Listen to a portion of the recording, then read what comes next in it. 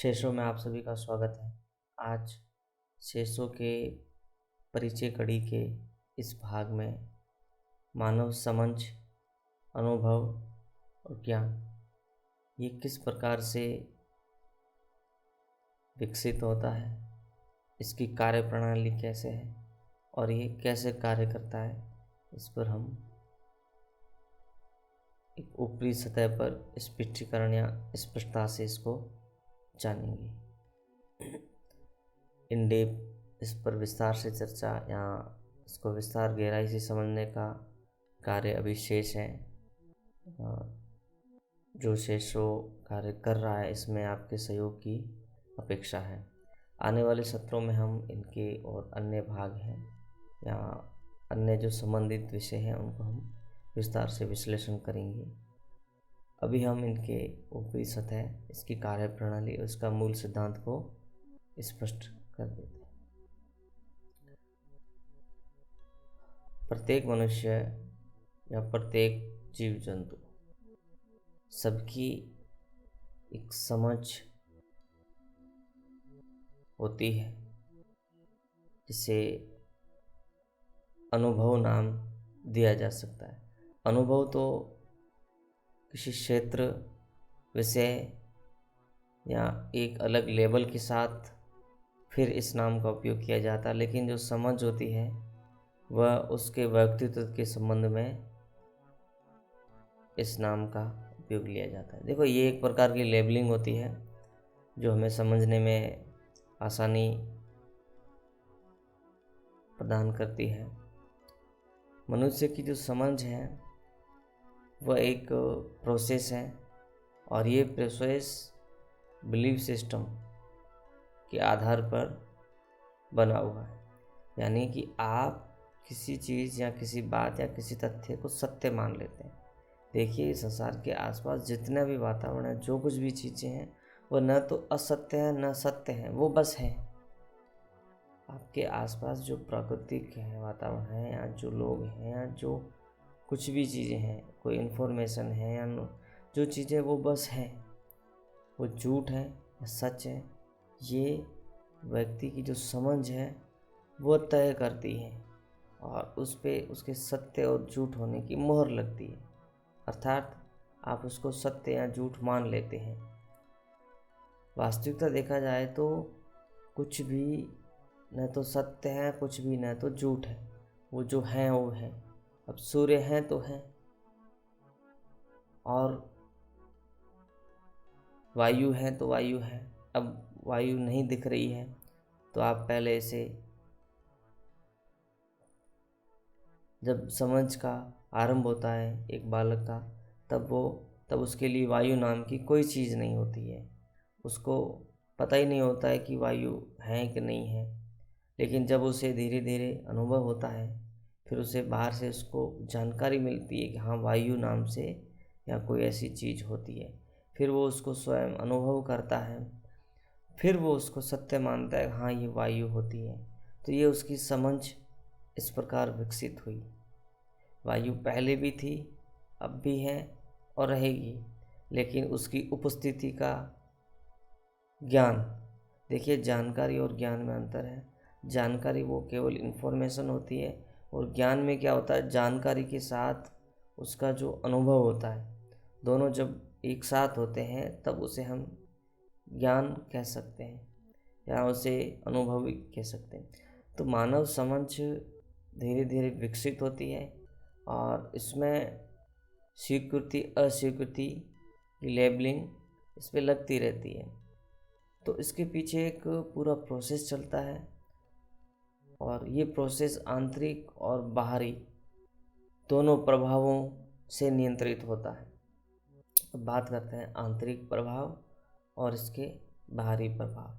ध्यान रहे कि अभी हम मानव समझ विषय को देख रहे हैं कि व्यक्ति की समझ कैसे विकसित होती है, कैसे कार्य करती है और कैसे निर्णय लेने में हमें सहयोग करती है या निर्णय लेने में उसकी क्या भूमिका होती है। देखिए, समझ इस संसार के प्रति, स्वयं के प्रति जो जानकारी, ज्ञान या ऐसी चीज़ों का एक समूह होते हैं। इसको हम एक नज़रिया कह सकते हैं, एक फ्रेम कह सकते हैं कि दुनिया को देखने का नज़रिया क्या है, उसे भी समझ हम कह सकते हैं। देखो, ये एक जटिल विषय है, इसकी लेबलिंग मैंने अभी नहीं दी है क्योंकि इसकी आवश्यकता नहीं पड़ी, क्योंकि हम इसके मूल सिद्धांत को समझ रहे हैं। आने वाले विषयों में हम इसकी चर्चा करेंगे। तो समझ एक निरंतर प्रोसेस है जो व्यक्ति के जन्म से आरंभ होता है और ये निरंतर चलता रहता है। इसमें व्यक्ति दुनिया बाहर के जो अनुभव हैं और अंतर की जो अनुभव है, दोनों का मिश्रण है। बाहर के अनुभव और अंदर के अनुभव को हम एक बार समझ लेते हैं कि बाहर का जो वातावरण है, यानी उस व्यक्ति के अलावा जो कुछ भी संसार में है, चाहे पेड़ पौधे हैं, जीव जंतु हैं या अन्य व्यक्ति है, तो उसमें बाहर से जो जानकारी मिलती है, जैसे आँखों से दृश्य देख लिया या कानों से जो आवाज़ सुनाई दी, स्पर्श है, तो ये जो अनुभव है, ये अनुभव मन मस्तिष्क के द्वारा उसकी जांच पड़ताल की जाती है, उनका विश्लेषण किया जाता है, तर्क वितर्क किया जाता है और उसके अंदर भी व्यक्ति उस बात को लेकर उसका चिंतन करता है। चिंतन का अर्थ होता है सामान्यतः तर्क वितर्क ही होता है, उसमें भावनाओं का भी प्रभाव होता है। तो वो उसकी एक प्रकार से जुगाली भी करता है। जैसे एक जानवर आपने देखा होगा, वो भोजन को पहले निगलता है, उसके बाद उसकी जुगाली करता है। तो मस्तिष्क भी एक प्रकार से इन्फॉर्मेशन को पहले अपने अंदर स्टोर करता है कि जो भी है, उसके बाद वो उसका चिंतन मंथन करके उसको समझ के अनुसार व्यवस्थित करता है।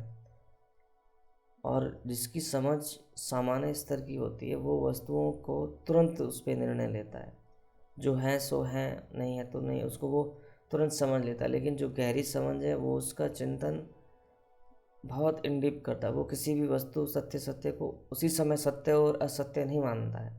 वो बस जो वस्तु जो स्थिति है उसको ग्रहण करता है और उसके बाद उसकी जो मंथन प्रक्रिया वो धीरे धीरे चलती रहती है। तो आपने देखा होगा, ये व्यक्ति हर बात को इस प्रकार अलग तरीके से वो देखते हैं, तो सबकी अलग अलग समझ विकसित होती है। अब हम यह बात कहते हैं सबकी समझ अलग अलग विकसित होती है, तो इसमें भी वातावरण और मनोस्थिति का प्रभाव रहता है। जैसा वातावरण मनुष्य को मिलता है, उस वातावरण का प्रभाव उसके मनोस्थिति पर रहता है और चीज़ों को उसी प्रकार समझना आरंभ करता है। और यही समझ मनुष्य के निर्णय लेने में महत्वपूर्ण भूमिका निभाती है। इसी से ही निर्णय सही और गलत सिद्ध होते हैं। और समझ का, और आपने एक और भी बात सुनी होगी कि लोग कहते हैं कि तू समझदार है या तू समझता नहीं है या तेरी ये समझ है। तो समझ एक निरंतर चलने वाली प्रक्रिया है और ये निरंतर चलती रहती है और इसमें बदलाव जो होता है, वो बदलाव एकदम नहीं हो सकता। आपने अगर कोई कहते हैं कि जैसे मोटिवेशनल स्पीकर से या कहीं ऐसा कुछ जो लोग सुनते हैं, तो उसका असर कुछ समय के लिए होता है, लेकिन फिर वो स्थायी असर नहीं होता है। स्थायी असर के लिए उसमें बहुत समय लगता है, उसको आपको अपने जीवन के अंदर उतारना पड़ता है। इससे क्या, एक संघर्ष पैदा होता है। आपकी एक समझ बनी हुई है, आपकी अभी वर्तमान में जो अभी समझ बनी हुई है, वह समझ कई वर्षों का निरंतर एक प्रक्रिया का परिणाम है। और अगर आपको ये आभास हो जाए कि ये समझ सही नहीं है, लेकिन ये आपको अंदर से आभास कभी हो ही नहीं सकता, क्योंकि इसके निर्माण में आपने स्वयं ने इसको स्वीकृति दी है। तो आप कभी ये मान ही नहीं सकते कि आप गलत हैं या आपकी समझ सही नहीं है, ये कभी मान ही नहीं सकते। समझ कभी सही और गलत नहीं होती, समझ तो समझ होती है। जब उस समझ का उपयोग किसी फैसले को लेने में होता है, तो फैसले सही और गलत हो सकते हैं, निर्णय सही और गलत हो सकते हैं। समझ तो समझ है। वह न सही है न वह गलत है, वो तो है ही। अब उसका परिणाम भिन्न भिन्न हो सकता है। इससे तय हो सकता है कि किसी की समझ सही है गलत है, वो केवल उस निर्णय के प्रति ही हो सकता है। व्यक्ति की एक समझ है, उसने हजारों निर्णय लिए अपने जीवन काल में, तो कुछ निर्णय उसके गलत सिद्ध हुए, कुछ निर्णय उसके सही सिद्ध हुए। तो जहाँ निर्णय सही सिद्ध हुए वहाँ पर वो व्यक्ति कह ही नहीं सकता कि मेरी समझ गलत है, और जहाँ निर्णय गलत हुए वहाँ वो कह सकता है कि मेरी समझ गलत है। तो समझ तो एक समझ होती है। दुनिया का जो अनुभव है, जो उसे ही समझ कह सकते हैं। जो उसने जीवन को जिस नज़र से देखा है वो उसकी समझ कह सकते हैं। अब एक ही बात, एक ही चीज़ को दो व्यक्ति, आपने देखा होगा कि एक व्यक्तियों का समूह होता है, या आपने डिबेट वगैरह कोई देखी होगी, या न्यूज़ चैनल पे, या जहाँ पर क्या होता है कि एक ही टॉपिक विषय, एक ही बात पर 10 व्यक्ति अलग अलग राय देते हैं। कोई कहता है ये ऐसे होगा, कोई कहता है ये वैसे होगा, लेकिन वास्तव में तो आप इसको कैसे समझ सकते हैं कि सबकी राय अलग अलग क्यों है? क्योंकि सबकी उस विशेष तथ्य को देखने का जो नज़रिया है वो भिन्न भिन्न है। कोई उसको कैसे देखता है, कोई वो कैसे देखता है। तो समझ एक प्रकार का, आप चश्मा समझ सकते हो, ऐनक होता है ना, अपन ऐनक से देख, जो ऐनक जो होता है मतलब, तो वो एक प्रकार का वही है जिससे दुनिया को वो देखता है। समझ वही उसका है, तो वो दुनिया को उससे देखता है, तो उससे दुनिया सबकी समझ भिन्न भिन्न होती है। इससे दुनिया सबको दुनिया अलग अलग दिखाई देती है।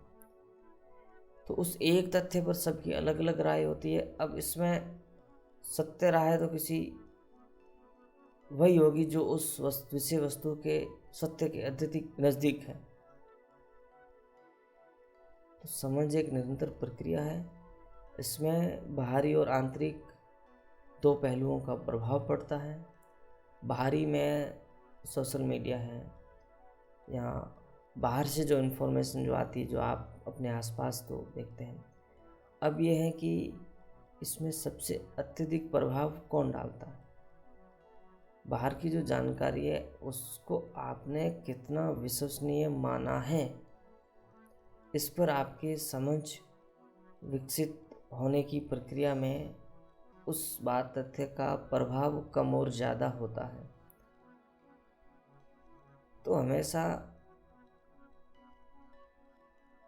आपने देखा होगा कि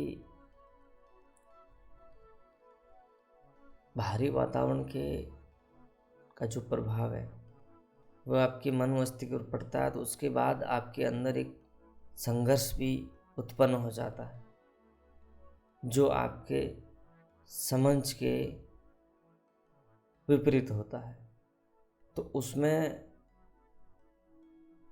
यहाँ तो उस बाहरी वातावरण को आप जो उसकी जो बात है समझ, उसको यहाँ तो आप स्वीकार करेंगे या आप उसको अस्वीकार करेंगे। ये प्रोसेस निरंतर होता है। जैसे कि आपकी एक समझ बनी हुई है, उदाहरण के लिए हवा के प्रति आपकी समझ थी कि हवा नहीं है। पहले ऐसा था, ये मैं बात कर रहा हूँ जब एक बालक की जब समझ विकसित हो रही होती है, जब उसे हवा का ज्ञान नहीं होता था, न तो उसे अग्नि का ज्ञान होता था। और तो वो क्या करता था, वस्तुओं को, आपने देखा होगा एक बालक वस्तुओं को बार बार छूता है, उसे देखता है, तो वो उसके समझ की प्रोसेस का परिणाम है। तो वही चीज़ व्यक्ति के जीवन काल में रहती है, लेकिन उसका तरीका भिन्न भिन्न होता है। तो बालक को पहले हवा का ज्ञान नहीं था, उसको कुछ स्पर्श होता हुआ महसूस होता था जैसे हवा तेज चलती, लेकिन उसे नहीं पता कि ये क्या है।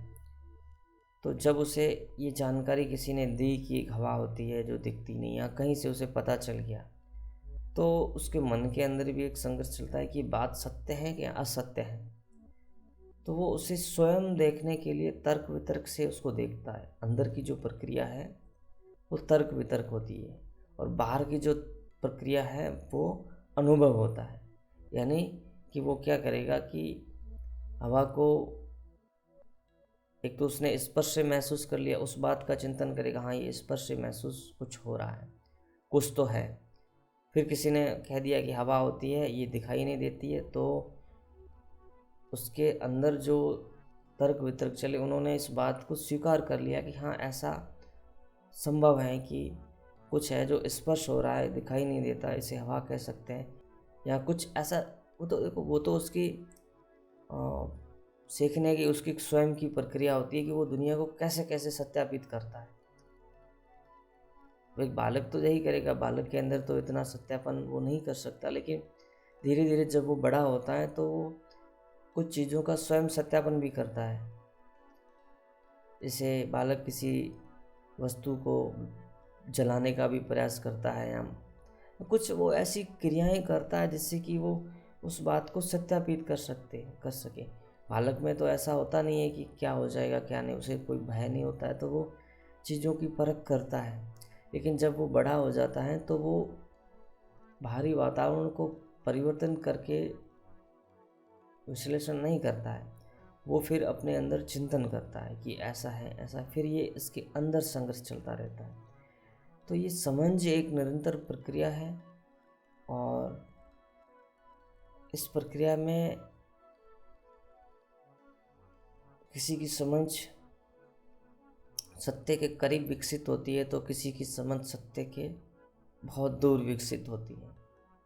सत्य के करीब का अर्थ मैं संसार के सत्य से ही ले सकता हूँ, कि जो संसार की जो वास्तविकता है उसके जितनी करीब जिसकी समझ होती है, वह संसार के निर्णय लेने में, निर्णयों के सही सिद्ध होने में सहायक होती है।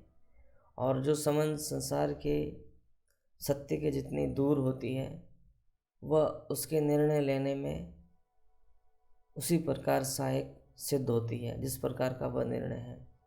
अर्थात कि इस विषय के कई और भी पहलू हैं, और बलराम के चेतना के अनुभव और उनके द्वारा परिभाषित मूल विज्ञान के आधार पर अगर हम इनका विश्लेषण करें, इनकी लेबलिंग करें, तो ये विषय बहुत विस्तारित है।